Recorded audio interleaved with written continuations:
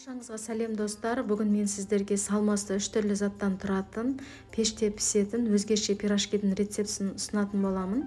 Менімен бірге болыңыздар, видеоны соңына дейін қараңыздар.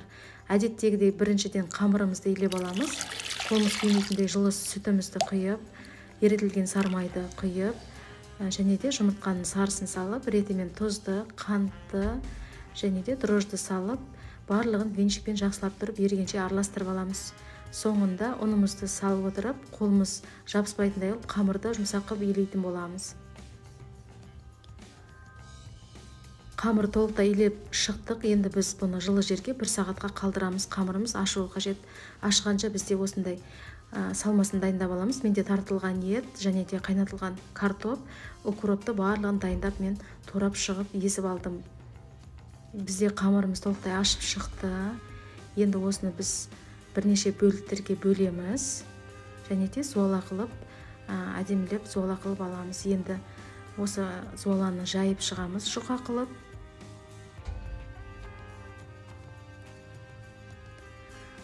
Қамырды мен толықтай жайып шықтым. Енді осыны біз 2 бөлікке бөлеміз.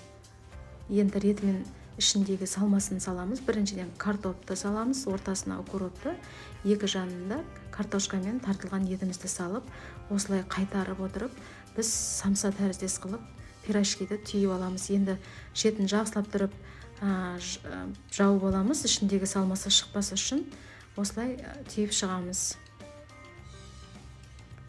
Бізде түйіп шықтық барлығын. Енді жұмыртқаның сарысын жағып отырып, енді біз әсемдігі үшін осындай сиданамен күнжетті араластырып, осылай қылып жанына сеуіп шығамыз. Енді біз пешке 180 градусқа 20 минутқа қалдырамыз достар. Сіздермен болған Сабира. Қош сау болыңыздар, ас болсын достар.